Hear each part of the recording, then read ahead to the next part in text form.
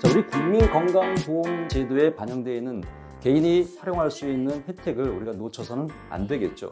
자, 결론적으로 말씀드리면 소득 분위가 상대적으로 낮은 구간에 있는 직계 가족한테 피부양자를 등록하는 것이 상대적으로 유리합니다.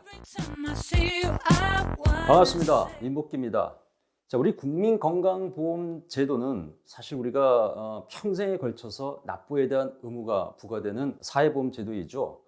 이러한 제도가 2022년도에 피부양자 인정 조건이 상당히 강화되면서 많은 사람들이 보험료 부담을 많이 느끼고 있는 건 사실입니다. 이와 함께 평균 수명 연장에 따라서 상당 기간 이어지고 있는 노년층에 대한 의료비 부담이 자녀들에게 승계가 되고 또는 세대 간의 그러한 그 부담으로 장기간 이어지고 있는 것도 사실인 것 같습니다. 국민건강보험공단 발표에 의하면 65세 이상 노년층의 1년간 연평균 진료비가 한 534만 원 정도에 육박하고 있다는 발표가 있었죠. 그러나 우리가 그렇다라고 해서 이 제도에 반영되어 있는 개인이 활용할 수 있는 혜택을 우리가 놓쳐서는 안 되겠죠. 자, 우리가 직장을 다니고 있는 사람들은 본인 스스로는 가입자이지만 본인과 함께 생계를 유지하고 있는 가족 중에 피부양자로 인정될 수 있는 대상자를 본인 가입자에게 등록을 하는데, 직계 가족 중에 형제 자매가 있다면 피부양자 자격을 인정받을 수 있는 가족을 누구에게 등록하는 것이 우리가 부담을 상당히 줄이면서 혜택을 늘릴 수 있는 방법인가에 대해서 한번 살펴봐야 되겠습니다. 이름하여 피부양자 등록, 누구한테 해야 유리할까라는 주제를 한번 살펴보지요. 자, 결론적으로 말씀드리면 소득 분위가 상대적으로 낮은 구간에 있는 직계 가족한테 피부양자를 등록하는 것이 상대적으로 유리합니다. 예를 들어서 2남매, 3남매가 있다면 그 남매 중에서 소득 구간이 상당히 낮은 구간에 있는 형제자매한테 노년층에 있는 부모님을 피부양자로 등재하게 되면 상당히 유리한 조건이 있을 수 있습니다. 왜냐하면 우리 국민건강보험 제도에서는 개인이 가지고 있는 소득 구간별 의료비 지출 상한선이 있습니다.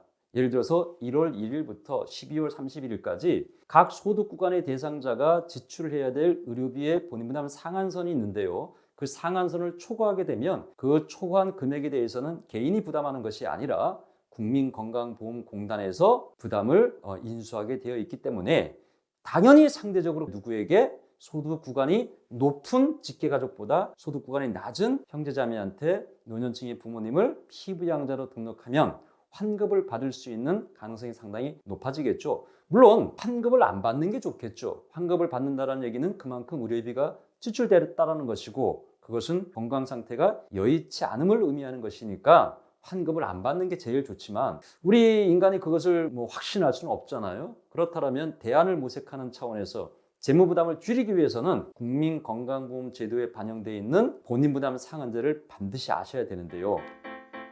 우리나라의 소득활동자들은 모두 개인의 소득의 규모에 따라서 1분위부터 10분위까지 나누어져 있습니다. 그 해당 소득 분위의 대상자가 1년에 지출해야 될 본인부담의 의료비 상한선이 존재하고 있고요. 그 금액을 초과하게 되면 초과하는 금액은 건강보험공단에서 부담을 인수하게 되어 있습니다. 예를 들어서 소득이 1분위에 속해 있는 대상자는 우리가 요양병원에 120일 이상을 입원하지 않았다면 연간 87만 원 정도, 그리고 10분위 대상자는 연간 한 780여만 원 정도 이상의 본인부담 의료비가 지출이 됐다면 초과하는 금액에 대해서는 국민건강보험공단에서 부담을 책임지겠다라는 그 제도가 국민건강보험의 본인부담 상한제입니다.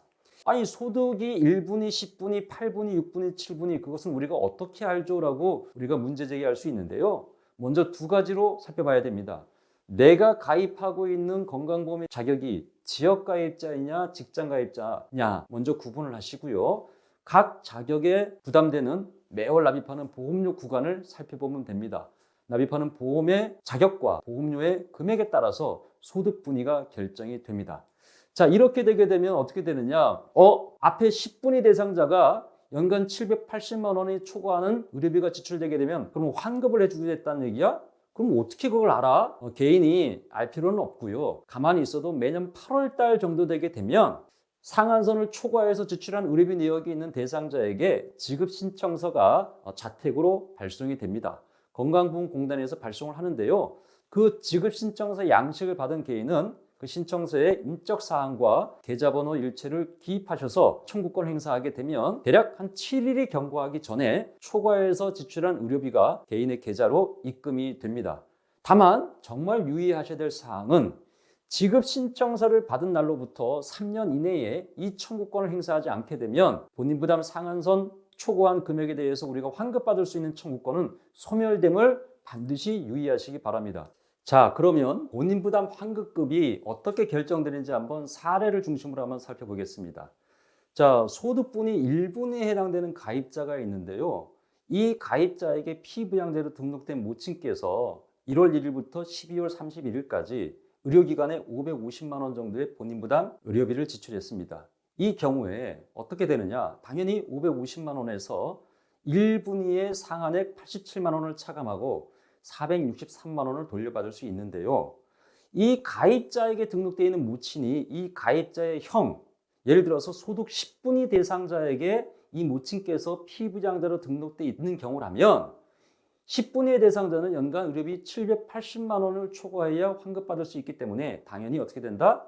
돌려받을 수 있는 환급금이 없겠죠. 따라서 동일한 의료비를 지출했음에도 불구하고 누구에게 피부양자로 등록되는지에 따라서 환급의 대상이 될 수도 있고 안 될 수도 있습니다. 자, 동일한 의료비 부담의 범위 내에서도 피부양자 등록을 어떻게 하는지에 따라서 상이한 결과가 나타날 수도 있는 국민건강보험제도의 본인부담 상한제 잘 유의하시기 바랍니다.